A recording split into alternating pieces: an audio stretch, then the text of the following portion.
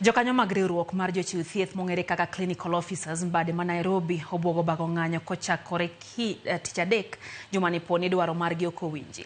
Ne giloso gi jofwambo gi kaluwore kod chal marach mag ute thieth e kaunti ma Nairobi magikoni miyo tijgi bedo matek kendo jotuo bende ok yud kony kaka dwarore. Giwacho ni gisebedo ka giywak to ok dewgi kendo koro gibiro wuok oko chieng' Tich adek jumani mar ng'anyo ka gidwaro ni ji duto mosebedo ka kale chandruok e weche mag thieth ma ok ni kare oriwre kodgi.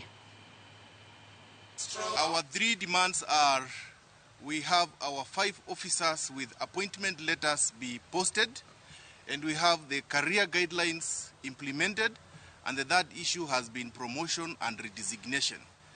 Our members have stagnated at the same job group for the longest, and now we have a new policy document that dictates our employment from internship to retirement that the county government promises to implement but does nothing in regards to its implementation.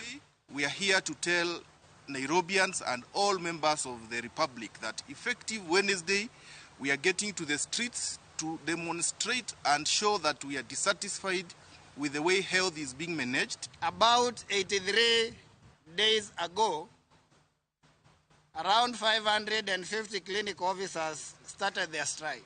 Many facilities around Nairobi have not been working, and even those that have been working have not been working optimally. But what is more concerning is the carefree nature with which the county government of Nairobi has been handling these issues. Duol makedo kod yedhe mamero ji pacho kana kada koro ochiwo moko kuom okenge ma igeno ni biro konyo duoko chien tiyo gi yedhe mamero